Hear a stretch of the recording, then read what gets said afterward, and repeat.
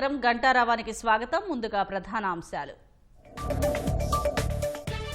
నైపుణ్య గణనకి సహకరించాలని అశ్విని వైష్ణవ్ను కోరిన లోకేష్. ఏపీలో ఏఐ విస్తృతి వేగవంతానికి మద్దతుగా నిలవాలని విజ్ఞప్తి. మెడికల్ కాలేజీల విషయంలో వైసీపీ వైఖరిని ఎండగట్టిన శివనాథ్. పీపీపీ మోడల్కు ప్రైవేటీకరణకు తేడా తెలియదని ధ్వజం. హైదరాబాద్ రవీంద్ర భారతి ప్రాంగణంలో ఎస్పీ బాలు విగ్రహావిష్కరణ. పరిపూర్ణ కళాకారుని గుర్తు చేసుకుంటున్నామన్న వెంకయ్య. రఘురామ కస్టడీ కేసులో కొన్ని ప్రశ్నలకే సునీల్ కుమార్ సమాధానం. మరోసారి విచారణకు పిలిచే అవకాశం.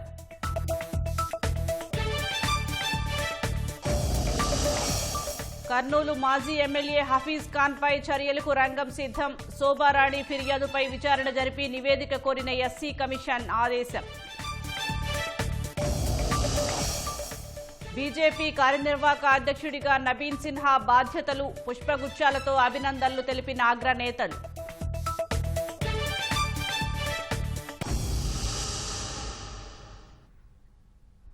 రఘురామకృష్ణరాజు సిఐడి కస్టోడియల్ టార్చర్ కేసులో A1గా ఉన్న సునీల్ కుమార్ విచారణ దాదాపు 5 గంటల పాటు సాగింది. గుంటూరులోని సిసిఎస్ పోలీస్ స్టేషన్లో సుమారు 5 గంటల పాటు సునీల్ కుమార్ను విచారణ అధికారి ఎస్పీ దామోదర్ విచారించారు.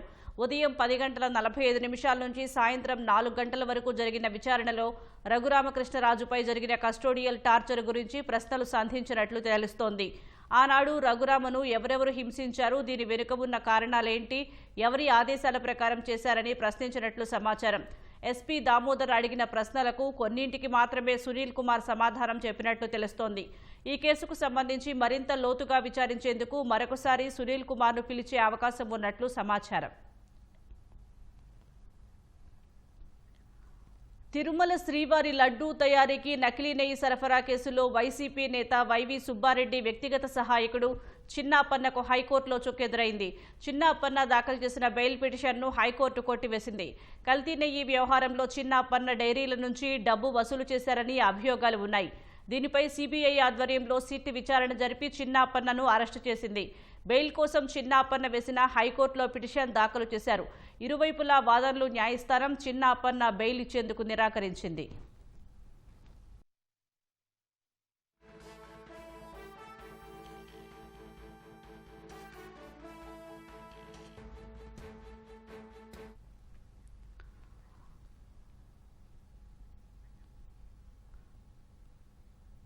శోభారాణి అనే మహిళ ఫిర్యాదు మేరకు కర్నూలు మాజీ ఎమ్మెల్యే హఫీజ్ ఖాన్ పై చర్యలకు ఎస్సీ కమిషన్ రంగం సిద్ధం చేసింది. ఆమె ఫిర్యాదుపై విచారణ చేసి 5 రోజుల్లో నివేదిక ఇవ్వాలని కర్నూలు ఎస్పీకి ఆదేశాలు జారీ చేసింది. గత వైసీపీ ప్రభుత్వంలో తనకు డిప్యూటీ మేయర్ పదవి ఇస్తారని హఫీజ్ ఖాన్ మోసం చేసినట్లు ఫ్యాషన్ డిజైనర్ శోభారాణి ఈ నెల 13వ తేదీన ఎస్సీ కమిషన్కు ఫిర్యాదు చేశారు. డిప్యూటీ మేయర్ పదవికి 25 కోట్ల రూపాయలు డిమాండ్ చేశారని, అప్పు చేసి 3.7 కోట్లు ఇచ్చినట్లు శోభారాణి ఆరోపించారు. అంతేకాకుండా తనపై హఫీజ్ ఖాన్ లైంగిక దాడి చేశారని, హత్యాయత్నానికి పాల్పడ్డారని ఆమె ఆరోపించారు. ఈ అంశంపై ఇప్పటికే రాష్ట్ర మహిళా కమిషన్కు ఆమె ఫిర్యాదు చేశారు. హఫీజ్ ఖాన్ పై తగిన చర్యలు తీసుకోవాలని కర్నూలు ఎస్పీని మహిళా కమిషన్ సైతం ఆదేశించింది.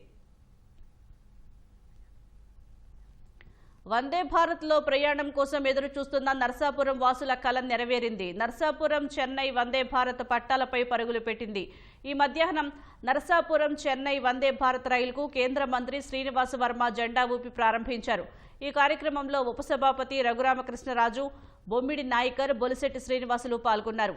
2067 నెంబర్తో నర్సాపురం నుంచి మధ్యాహ్నం 2 గంటల 45 నిమిషాలకు బయలుదేరిన వందే భారత్ రైలు 11 గంటల 45 నిమిషాలకు చెన్నై సెంట్రల్ స్టేషన్కు చేరుతోంది.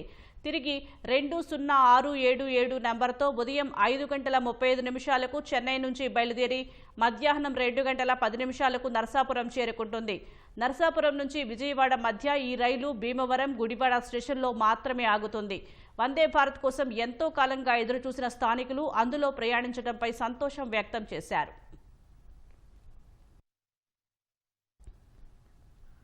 మెడికల్ కాలేజీల విషయంలో వైసీపీ వైఖరిని ఎంపీ కేశినేని శివనాథ్ లోక్సభలో ఎండగట్టారు. 17 మెడికల్ కాలేజీలు నిర్మిస్తామని గొప్పలు చెప్పి వైసీపీ పాలనలో ఒక్కటి కూడా ప్రారంభించకుండా ప్రజలు విద్యార్థులను మోసం చేశారని ధ్వజమెత్తారు. 2025-26 ఆర్థిక సంవత్సరానికి సంబంధించిన తొలి విడత సప్లిమెంటరీ డిమాండ్స్ ఫర్ గ్రాంట్స్ పై శివనాథ్ లోక్సభలో మాట్లాడారు. వైసీపీ పాలనలో వైద్య రంగం పూర్తిగా పతనమైందని ఆరోపించారు. వైసీపీ తమ వైఫల్యాన్ని కప్పిపుచ్చుకునేందుకు ఇప్పుడు పీపీపీ విధానాన్ని వ్యతిరేకిస్తోందని విమర్శించారు. వైసీపీ చేయలేనిది సీఎం చంద్రబాబు నాయకత్వంలో కూటమి ప్రభుత్వం చేసి చూపించడాన్ని తట్టుకోలేకపోతుందన్నారు. Urea is not only a fertilizer, it is the backbone for crop growth. Any delay in supply threatens entire agricultural cycle. This year, Andhra Pradesh faced sudden surge in demand during peak Kharif season. At this critical moment, our Chief Minister Nara Chandrababu Naidu ji personally intervened. He took up the issue with Union government. The Minister J.P. Nadda ji, who swiftly responded, releasing fresh stocks and ensuring uninterrupted supply across the states. This timely assistance protected our farmers, our crops and their livelihood. The Union government has built 10,660 kilometers highways in financial year 25, exceeding its target of 10,400 kilometers. This indicates government commitment to ensure connectivity across the country. Another critical transport project to ensure connectivity is the metro rail. Sir, among all the southern states, Andhra Pradesh is the only state without metro rail system.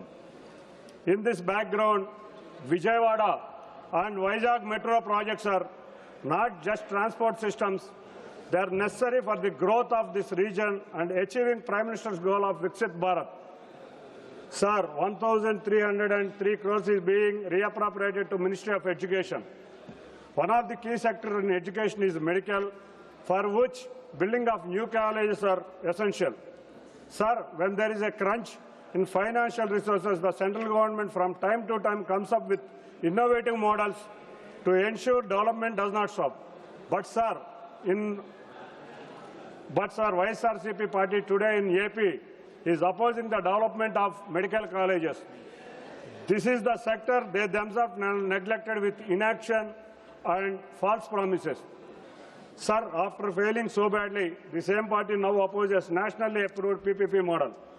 The Department of Economic Affairs, Government of India has notified this model, and the apex body of medical education, the National Medical Commission, has recommended to build PPP medical colleges. Standing Committee on Health also recommended this colleges of this model. Yet YSRCP is against this model because they don't understand the difference between PPP and privatization. Their opposition to medical colleges through PPP model exposes their hypocrisy. Neither they will work nor they will allow anyone else to work. They cannot digest the development being pursued by our Honorable Chief Minister Nara Chandrababu Naidu ji. కేంద్ర railway సమాచార ప్రసార electronics IT శాఖల మంత్రి అశ్విని వైష్ణవ్తో లోకేష్ భేటీ అయ్యారు. సమావేశంలో పలు ప్రాజెక్టులపై చర్చించారు. రాష్ట్రంలో నైపుణ్య గణన కోసం అత్యాధునిక ఏఐ టెక్నాలజీతో రూపొందించిన నైపుణ్యం పోర్టల్ గురించి అశ్విని వైష్ణవ్కు వివరించారు. మంగళగిరిలో నిర్వహించిన పైలట్ ప్రాజెక్ట్, అందులో ఎదుర్కొన్న సమస్యలు అధిగమించడానికి ఏఐ ఆధారిత ఇంటర్వ్యూ విధానం తీసుకువచ్చినట్లు వివరించారు. త్వరలో రాష్ట్ర వ్యాప్తంగా నిర్వహించే నైపుణ్య గణనకు కేంద్ర సహాయం కావాలని లోకేష్ కోరారు. దీనికి కేంద్ర మంత్రి అశ్విని వైష్ణవ్ సానుకూలంగా స్పందించారు. రాష్ట్రంలో యువ పారిశ్రామికవేత్తలు, ఔత్సాహిక వ్యవస్థాపకులకు అద్భుతమైన వేదికగా ఏర్పాటు చేసిన రతన్ టాటా ఇన్నోవేషన్ హబ్కు మైల్డ్ వై స్టార్టప్ హబ్ మద్దతుగా నిలవాలని విజ్ఞప్తి చేశారు.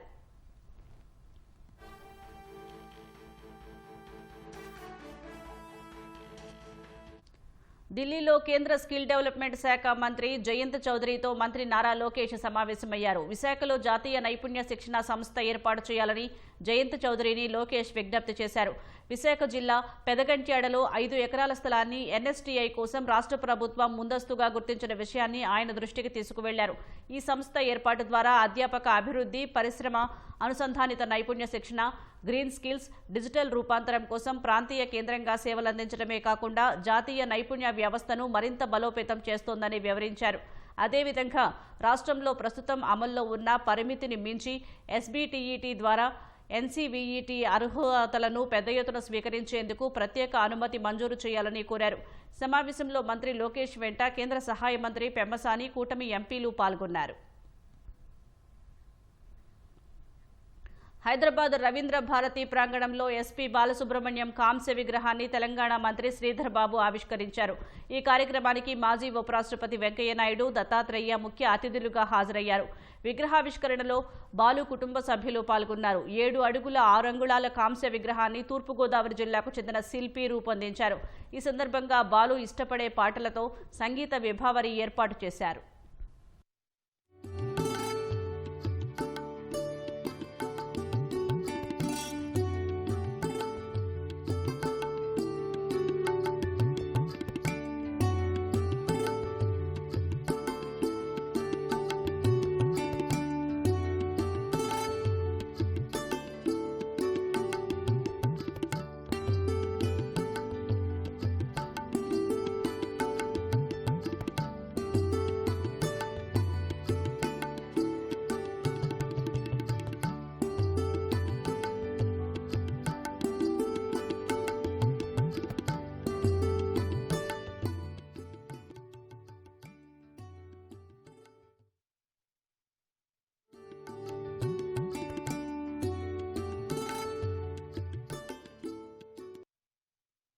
ఎందుకంటే ఈ మధ్య కాలంలో నేను వెళ్ళిన దగ్గరంతా చూస్తున్నాను, పేర్లన్నీ మార్చి పొట్టి మాటలు. ఆ సికింద్రాబాద్ పోతుంటే ఎంజీ రోడ్ అని రాస్తుంది. ఎంజీ రామచంద్ర మన ఊరు అంత పాపులర్ అంటే కాదు సార్, మహాత్మా గాంధీ రోడ్డు అని చెప్పారు. మహాత్మా గాంధీ ఎంజీ అయిపోయాడు.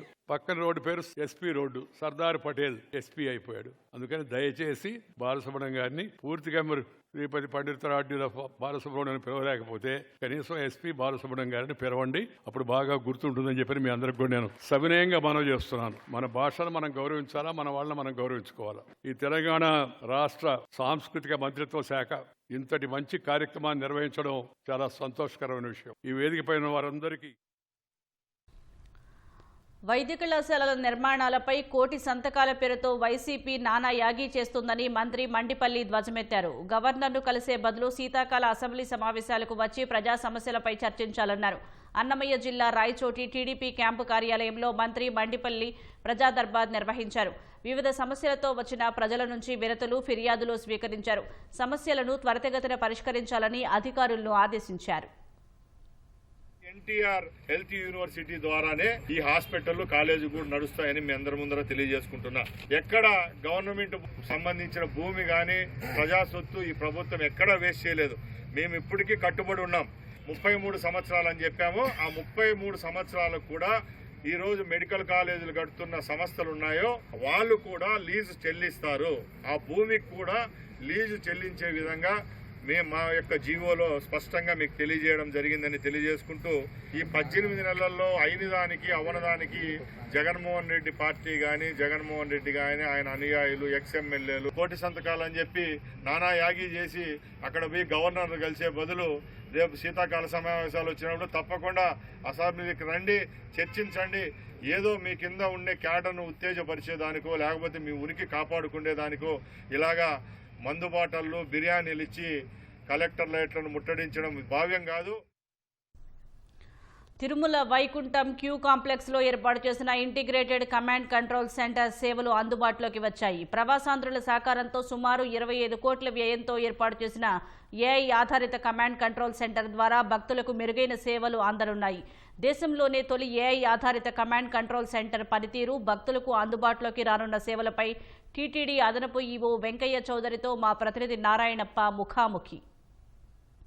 ఆధునిక సాంకేతిక పరిజ్ఞానాన్ని వినియోగించుకోవడం ద్వారా ప్రజలకు మెరుగైన సేవలు అందించాలన్నది ముఖ్యమంత్రి చంద్రబాబు నాయుడు లక్ష్యం. అందుకు అనుగుణంగానే తిరుమల తిరుపతి దేవస్థానంలో కూడా ఆధునిక సాంకేతిక పరిజ్ఞానాన్ని వినియోగించుకొని ప్రపంచ నలుమూల నుంచి తిరుమల శ్రీవారిని దర్శించుకునేందుకు వచ్చే భక్తులకు మెరుగైన సేవలు అందించడానికి తిరుమల తిరుపతి దేవస్థానం విశేషమైన కృషి చేస్తుంది. ప్రవాస భారతీయుల నుంచి విరాళాలు సేకరించి దేశంలోనే మొట్టమొదటిసారిగా ఆర్టిఫిషియల్ ఇంటెలిజెన్స్ డేటా అనలిటిక్స్ ద్వారా పనిచేసే ఒక ఇంటిగ్రేటెడ్ కమాండ్ కంట్రోల్ రూమ్ను ఏర్పాటు చేశారు. ఆ కమాండ్ కంట్రోల్ రూమ్ ఏ విధంగా పనిచేస్తుంది, కమాండ్ కంట్రోల్ రూమ్ ఏర్పాటు చేయడానికి ఎంత మేర విరాళాలు ప్రవాస భారతీయుల నుంచి స్వీకరించారు, ఆ పనితీరు ఎలా ఉంది అనే విషయాలు తెలియజేసేందుకు మన దగ్గర తిరుమల తిరుపతి దేవస్థానం అడిషనల్ ఈవో వెంకయ్య ఉన్నారు. వారిని అడిగి మరిన్ని తెలుసుకుందాం. ఇంటిగ్రేటెడ్ కమాండ్ కంట్రోల్ రూమ్ ఎలా పనిచేస్తుంది, దీని ద్వారా భక్తులకు ఏ విధమైన సేవలు మెరుగుపడతాయంటారు?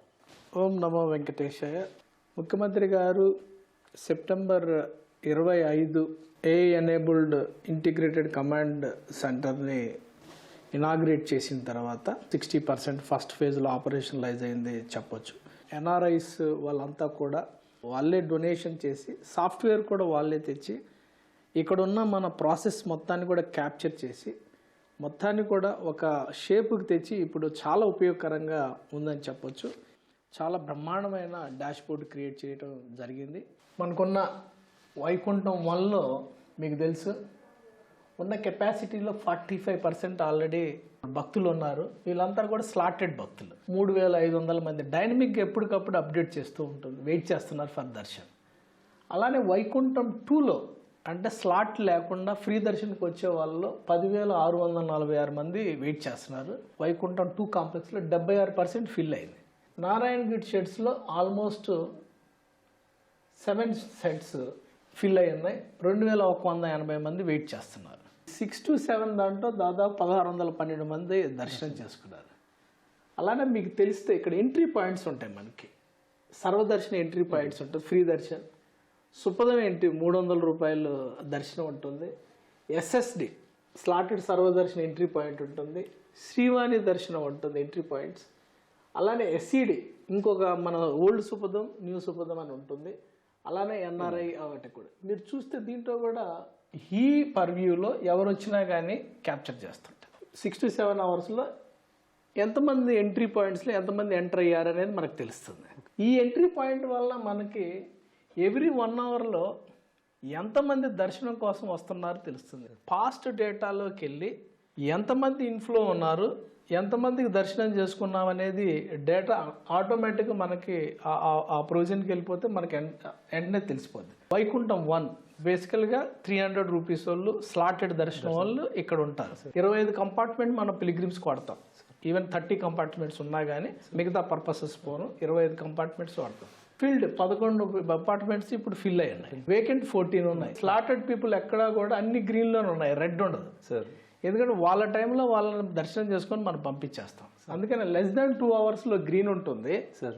వెయిటింగ్ అవర్స్ 2 to 4 అవర్స్ వస్తేనేమో ఎల్లో ఉంటుంది. వెయిటింగ్ అవర్స్ 4 to 8 అవర్స్ వస్తుంటే ఇంకో కలర్ ఉంటుంది. మోర్ దాన్ 8 అవర్స్ ఉంటే మనకి రెడ్ కలర్ వస్తుంది. వైకుంఠం 2లో స్లాట్స్ లేకుండా ఫ్రీ దర్శనంకి వచ్చే వాళ్ళు ఉంటారు పిలిగ్రిమ్స్. దీంట్లో 31 కంపార్ట్మెంట్స్ ఉంటాయి. ఇప్పుడు దాకా 26 ఫిల్ అయి ఉన్నాయి, 5 వేకెంట్ ఉన్నాయి. 4 అవర్స్ అంటే వెయిటింగ్ ఎల్లో కలర్లో ఉంటుంది, లేదంటే ఆరెంజ్ కలర్. క్రౌడ్ బిహేవియర్ ఎలా ఉంది, లోపల ఎలా ఉంది అనేది ఎప్పటికప్పుడే మనం చూడవచ్చు, అసెస్ చేసుకోవచ్చు. పరిస్థితులు బట్టి మనం వెంటనే ఇమ్మీడియట్గా వీ కెన్ స్టెప్ ఇన్. ఒక్కసారి పిలిగ్రిమ్ కంపార్ట్మెంట్లోకి వచ్చిన తర్వాత ఎన్ని నిమిషాలకి మనం ఫుడ్ సర్వ్ చేస్తున్నాం అనేది కూడా క్యాప్చర్ చేస్తుంది. ఎన్నిసార్లు కాఫీ, టీ కానీ లేకపోతే మిల్క్ కానీ సర్వ్ చేయడం అనేది ఆటోమేటిక్గా క్యాప్చర్ చేసి ఆ డేటా కూడా మనకి డిస్ప్లే చేయడం జరుగుతుంది. ఆ కంపార్ట్మెంట్లో వెయిట్ చేస్తున్న పిలిగ్రిమ్స్ బిహేవియర్ అగ్రెసివ్గా ఉన్నారు, ఎలా ఉన్నారు అది చేసింది. అది మనకి ఇమ్మీడియట్గా తెలిసిపోతుంది. మనకి క్రౌడ్ బిహేవియర్ని క్యాప్చర్ చేసి ఎప్పటికప్పుడే మనకి ఆ డేటా కూడా మనకి డిస్ప్లే చేస్తుంది అనమాట. ఇక్కడ ఎప్పుడైతే మనకి రెడ్ వస్తుందో ఇమ్మీడియట్గా మనం ప్రయారిటీలో రిలీజ్ చేసుకుంటాం. ఓవరాల్గా క్రౌడ్ మేనేజ్మెంట్ చేయడానికి బాగా ఉపయోగపడుతుంది. వెయిటింగ్ పీరియడ్ని తగ్గించడానికి చాలా బాగా ఉపయోగపడుతుంది. బయట ప్రపంచంతో వాళ్ళకి సంబంధాలు దిగిపోయి ఉంటాయి. మేము ఎప్పుడు బయటకు వెళ్తామో అన్న అభిప్రాయంతో ఉండే అవకాశం ఉంటుంది కదా, వారికి ఎలాంటి సమాచారం ఇస్తాం మనం ఈ రియల్ టైం ఉపయోగించి? చాలా కంపార్ట్మెంట్స్లో ఆన్ అన్ యావరేజ్ 40-50 పీపుల్ మళ్ళీ వస్తామని చెప్పి మన అదర్ డోర్లో ఉంచి వెళ్ళిపోతూ ఉంటారు అనమాట. వాళ్ళు మళ్ళీ రీఎంట్రీ తీసుకుంటాం. ఏ టయానికి ఈ కంపార్ట్మెంట్లో వాళ్ళకి దర్శనం అవుతుంది, ఈ కంపార్ట్మెంట్ వాళ్ళకి 9:51 అని ఇస్తుంది సార్. సో మన ఆఫీసర్ అక్కడ ఉండే వాళ్ళు ఏం చేస్తారంటే, సో మీకు అరౌండ్ 9:50-10 o'clock దర్శనం అవుతుంది. బ్యాక్ టు రూమ్కి వెళ్ళి మళ్ళీ రావాలంటే చిన్నపిల్లలు ఉన్నా కొంతవరకు కొంతమందికి ఏమన్నా ఇష్యూస్ ఉన్నా కానీ వాళ్ళు మళ్ళీ రూమ్కి వెళ్ళి అరౌండ్ 9-9:30 లెక్క వచ్చి రిపోర్ట్ చేసే అవకాశం ఉంటుంది. అక్కడ ఉండే కంపార్ట్మెంట్ హెడ్ చేసే వాళ్ళకి ఎగ్జాక్ట్గా టైం తెలవటం వల్ల ఏంటంటే వాళ్ళు గైడ్ చేయడానికి ఉపయోగపడుతుంది. ఏదైనా అనుకోని సంఘటనలు జరిగినప్పుడు అలర్ట్స్ వచ్చేందుకు ఆఫీసర్స్ కావచ్చు, లేకపోతే ఆ డిపార్ట్మెంట్లోని హెచ్ఓడీస్కి ఏమైనా ఉందా సార్ దీనికి? ఇంకా ఆ ప్రొవిజన్స్ కూడా ఎనేబుల్ చేయాలి. యాక్చువల్గా అవి కూడా ఉన్నాయి, ఆప్షన్స్ కూడా ఉన్నాయి అలర్ట్స్. సో ఎస్, ఇంకా రాబోయే ఒక 15-20 డేస్లో అవి కూడా అలర్ట్స్ కూడా వచ్చే విధంగా చేయొచ్చు. సంఘ వ్యతిరేక శక్తులు కానీ లేకపోతే క్రిమినల్ బ్యాక్గ్రౌండ్ ఉండే వాళ్ళు కానీ మనం ఒకవేళ ఆ డేటాను తీసుకొని పోలీస్ దగ్గర తీసుకొని మనం ఇచ్చేస్తే మనం ఫీడ్ చేసుకుంటే ఇమ్మీడియట్గా అలర్ట్ ఇచ్చేస్తుంది. సో అండ్ సో పర్సన్ వచ్చాడు, సో అండ్ సో కెమెరా ద్వారా వెళ్ళాడు అనేది కూడా మనకు ఆ కెమెరాతో సహా ఏ కంపార్ట్మెంట్లో కూర్చుంది కూడా మనకు పూర్తి స్థాయిలో అలర్ట్ ఇస్తుంది.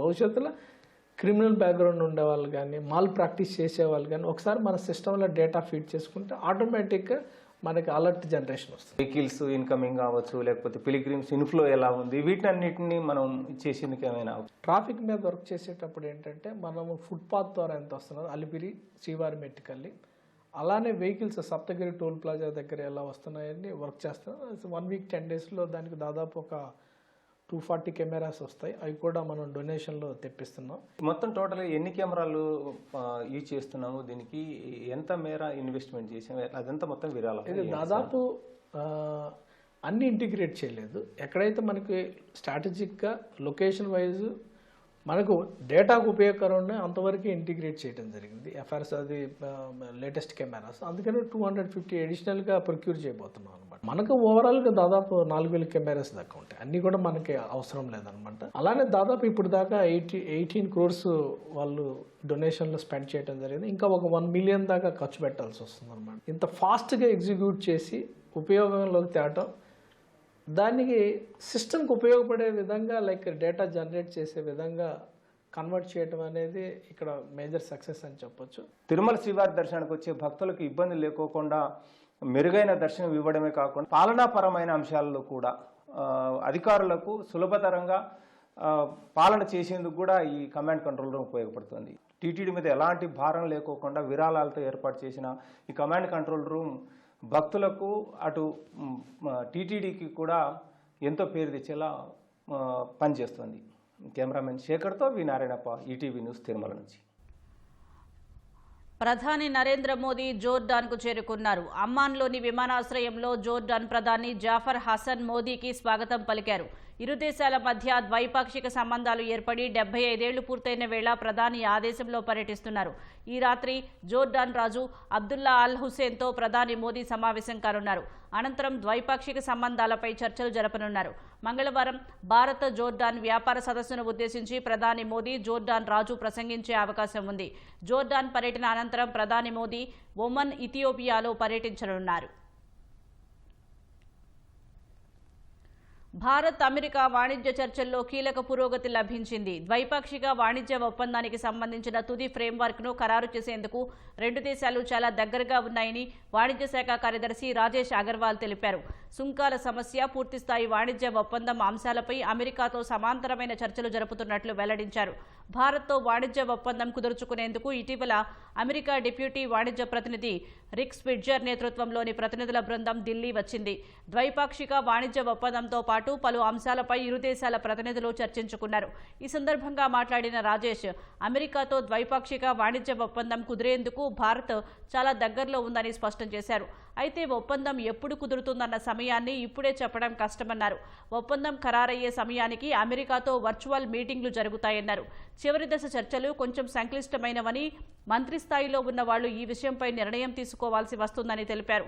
వీలైనంత త్వరగా ఈ ప్రక్రియను పూర్తి చేయడానికి కృషి చేస్తున్నట్లు రాజేష్ వెల్లడించారు. మహాత్మా గాంధీ జాతీయ ఉపాధి హామీ చట్టాన్ని రద్దు చేసి ఆ స్థానంలో Viksit Bharat, guarantee for Rozgar and Ajeevika mission bill 2025ను తీసుకువచ్చేందుకు కేంద్రం సిద్ధమైంది. ఈ మేరకు ప్రతిపాదిత బిల్లు లోక్సభలో లిస్ట్ అయింది. వికసిత్ భారత్ 2047 లక్ష్యాలకు అనుగుణంగా గ్రామీణాభివృద్ధి సాధించే దిశగా ఈ కొత్త పథకాన్ని రూపొందించినట్లు బిల్లులో పేర్కొన్నారు. గ్రామీణ ప్రాంతాల్లోని పేదలకు ఏటా 125 రోజుల పాటు ఉపాధి కల్పించేలా నూతన బిల్లును రూపొందించారు. మరోవైపు ఉపాధి పథకానికి మహాత్మా గాంధీ పేరు తొలగింపుపై ప్రతిపక్షాలు ఆగ్రహం వ్యక్తం చేశాయి. పేరు మార్చడం వల్ల ప్రజాధనం వృధా తప్ప ఏ ఉపయోగం లేదని కాంగ్రెస్ ఎంపీ ప్రియాంక గాంధీ అన్నారు. పేరు మార్పు వెనుక బీజేపీ ఉద్దేశం ఏంటో తనకు అర్థం కావటం లేదని వ్యాఖ్యానించారు. ప్రపంచంలో అందరి మన్ననలు పొందిన మహాత్మా గాంధీ పేరును ఎందుకు తొలగిస్తున్నారని ప్రశ్నించారు. జాతీయ ఉపాధి హామీ పథకం పేరు మార్చడం ద్వారా కేంద్ర ప్రభుత్వం మహాత్మా గాంధీని కించపరుస్తోందని డీఎంసీ ఎంపీ డెరిక్ ఓబ్రియన్ అన్నారు. ఉపాధి హామీ పథకం లక్ష్యాలను నీరుగార్చేందుకు కేంద్రం కొత్త బిల్లు తీసుకువస్తోందని సిపిఎం విమర్శించింది. బీజేపీ జాతీయ కార్యనిర్వాహక అధ్యక్షుడిగా నితిన్ నబీన్ సిన్హా బాధ్యతలు స్వీకరించారు. ఢిల్లీలోని పార్టీ కేంద్ర కార్యాలయంలో జరిగిన కార్యక్రమంలో కేంద్ర హోంమంత్రి అమిత్ షా, అధ్యక్షుడు జేపీ నడ్డా సహా ఇతర సీనియర్ నాయకులు పాల్గొన్నారు. ఈ మధ్యాహ్నం పాట్నా నుంచి ఢిల్లీ చేరుకున్న నితిన్ నబీన్కు ఢిల్లీ విమానాశ్రయంలో సీఎం రేఖా గుప్తా స్వాగతం పలికారు.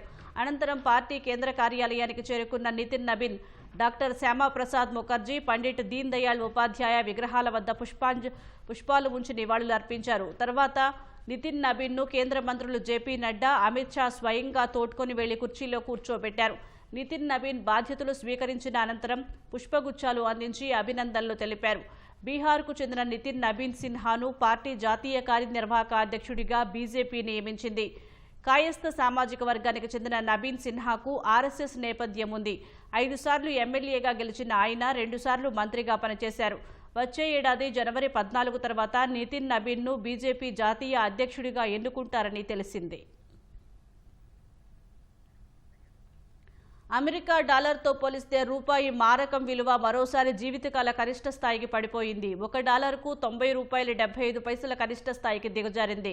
క్రితం సెషన్లో $90.49 జీవితకాల కనిష్ట స్థాయి వద్ద ముగిసిన రూపాయి మారకం విలువ ఈ ఉదయం మరింత దిగజారింది.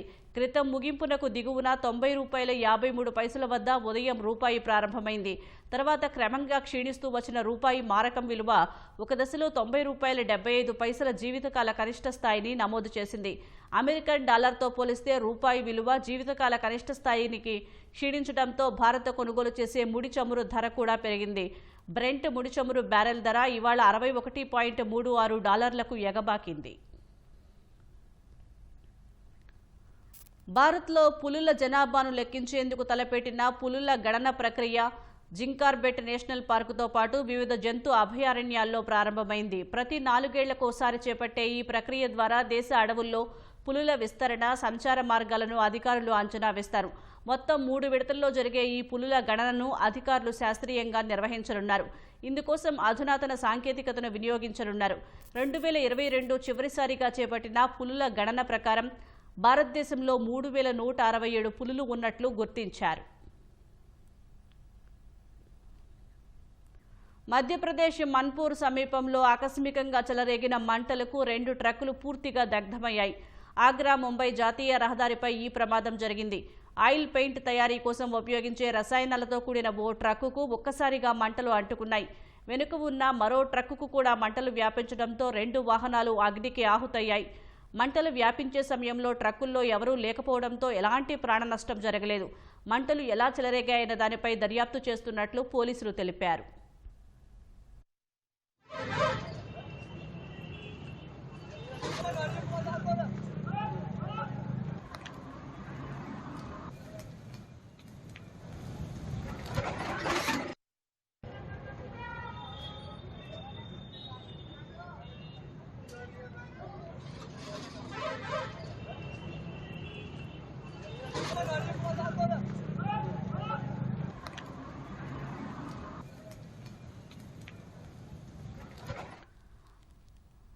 సిడ్నీలో యూదులపై జరిగిన ఉగ్రదాడిలో ప్రాణాలకు తెగించి తూటాలకు ఎదురొడ్డి ఎంతో మంది ప్రాణాలు కాపాడిన అహ్మద్ అల్ అహ్మద్ను రియల్ హీరోగా ప్రజలు కొనియాడుతున్నారు. తాను చనిపోబోతున్నానని, తన కుటుంబాన్ని జాగ్రత్తగా చూసుకో అని ఉగ్రవాది పైకి దాడికి వెళ్లే ముందు తన బంధువుతో అహ్మద్ చెప్పిన మాటలు ఆయనలోని ధైర్యానికి అద్దం పడుతున్నాయి. ప్రజల ప్రాణాలు కాపాడే క్రమంలో నేల కొరిగినా పర్వాలేదని ఉగ్రవాదిని అడ్డుకుని ఎంతో మంది ప్రాణాలను అహ్మద్ కాపాడారు.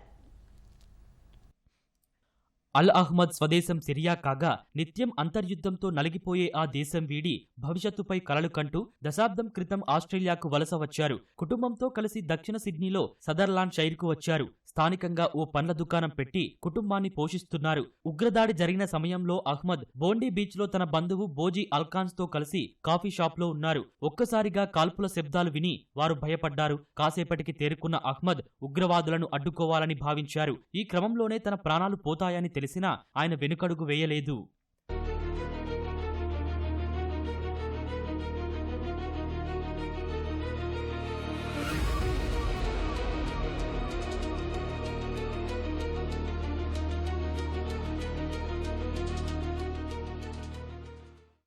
తాను చనిపోబోతున్నా అని, తన కుటుంబాన్ని జాగ్రత్తగా చూసుకో అని అల్కాన్స్తో అహ్మద్ చెప్పారు. ఉగ్రవాదులను అడ్డుకునే క్రమంలో తనకేదైనా జరిగితే ఇతరులను కాపాడే క్రమంలో తను ప్రాణాలు కోల్పోయినట్టు కుటుంబానికి చెప్పమన్నారని అల్కాన్ మీడియాకు వివరించారు. అనంతరం చాటుగా వెళ్లిన అహ్మద్ కాల్పులు జరుపుతున్న ఉగ్రవాదుల్లో ఒకరి వద్దకు వెనక నుంచి వెళ్లి తుపాకీ లాక్కున్నారు. ఆ వెంటనే ఉగ్రవాది అక్కడి నుంచి పారిపోయాడు. ఈ దృశ్యాలు ప్రస్తుతం సోషల్ మీడియాలో వైరల్ అయ్యాయి. ఉగ్రవాదిని అడ్డుకునే సమయంలో తుపాకీ తూటాలు తగిలి అహ్మద్ గాయపడగా ప్రస్తుతం ఆస్పత్రిలో చికిత్స పొందుతున్నారు. అహ్మద్ సాహసాన్ని అమెరికా అధ్యక్షుడు డొనాల్డ్ ట్రంప్ ప్రశంసించారు. ఆయన ఎంతో ధైర్యంగా ఉగ్రవాదులకు ఎదురు నిలిచారని అభినందించారు. ఆయన చేసిన పనికి చాలా గర్వపడుతున్నానని ట్రంప్ పేర్కొన్నారు. అహ్మద్ త్వరగా కోలుకోవాలని కోరుకున్నారు.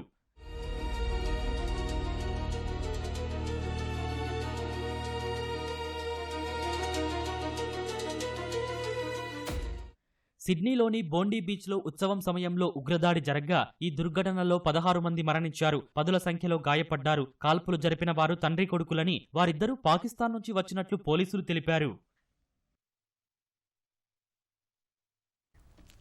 చాలా మంది 60 ఏళ్లు దాటగానే శారీరకంగా డీలా పడిపోతూ ఉంటారు. అయితే ఉత్తరప్రదేశ్కు చెందిన ఓ డాక్టర్ 6 పదుల వయసులో 35 ఏళ్ల కుర్రాడిలా ఆరోగ్యంగా జీవిస్తున్నారు. మధురా జిల్లా కోసి పట్టణానికి చెందిన డాక్టర్ అనిల్ కుమార్ అగర్వాల్ వయసు 71 ఏళ్లు. అందరూ డాక్టర్లులాగే ఆయన కూడా ఓ ఆసుపత్రిని నిర్వహిస్తున్నారు. అయితే అనిల్ రోజువారీ దినచర్య చాలా వినూత్నంగా ఉంటుంది. తెల్లవారుజామున 3ంటికే నిద్రలేచి వాకింగ్, రన్నింగ్, యోగా వంటివన్నీ చేస్తారు. మద్యం, సిగరెట్కు పూర్తిగా దూరంగా ఉంటారు. శాకాహారాన్ని మాత్రమే తీసుకుంటారు. రాత్రి టైంలో జరిగే పార్టీలకు అస్సలు వెళ్లరు. రోజు రాత్రి 8 గంటలకల్లా నిద్రపోతారు.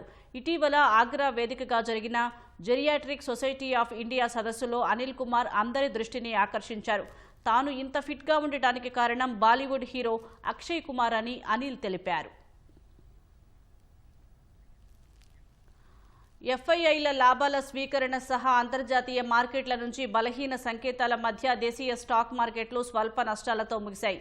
భారత్ అమెరికా వాణిజ్య ఒప్పందంపై అనిశ్చితి కూడా మదుపర్ల సెంటిమెంట్ను ప్రభావితం చేయగా సెన్సెక్స్ 54 పాయింట్లు నష్టపోయింది. ఉదయం 84,892 పాయింట్ల వద్ద బీఎస్ఈ సూచీ ప్రారంభమైంది. మొదట్లో అమ్మకాల ఒత్తిడితో 84,840 పాయింట్ల కనిష్ట స్థాయి నమోదు చేసింది. మధ్యాహ్నం తర్వాత మదుపరులు పెద్ద ఎత్తున కొనుగోళ్లు జరపగా 85,279 పాయింట్ల గరిష్ట స్థాయికి చేరింది. చివరకు 85,213 పాయింట్ల వద్ద స్థిరపడింది. జాతీయ స్టాక్ ఎక్స్చేంజ్ సూచీ నిఫ్టీ 20 పాయింట్లు తగ్గి 26,027 పాయింట్ల వద్ద ముగిసింది.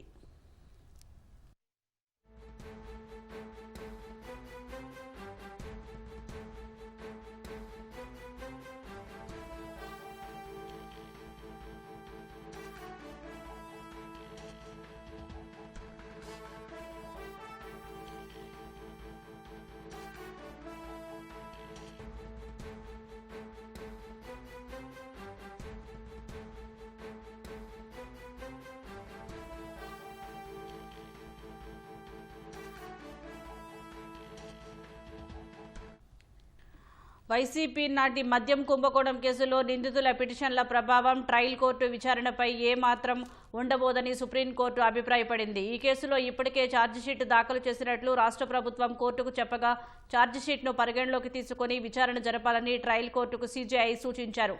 మద్యం కేసులో ట్రయల్ కోర్టు ఇచ్చిన డీఫాల్ట్ బెయిల్ను హైకోర్టు రద్దు చేయడంతో ఆ ఆదేశాలను 3 నిందితులు సుప్రీంకోర్టులో సవాల్ చేశారు. వారి పిటిషన్లపై విచారణ జరిపిన సుప్రీం ధర్మాసనం కీలక వ్యాఖ్యలు చేసింది. 3 నిందితుల పిటిషన్ల ప్రభావం ట్రయల్పై ఏమాత్రం ఉండబోదని తేల్చి చెప్పింది. మద్యం కేసులో నిందితుల బెయిల్ పిటిషన్లపై విచారణను వచ్చే నెల 21కి వాయిదా వేసింది.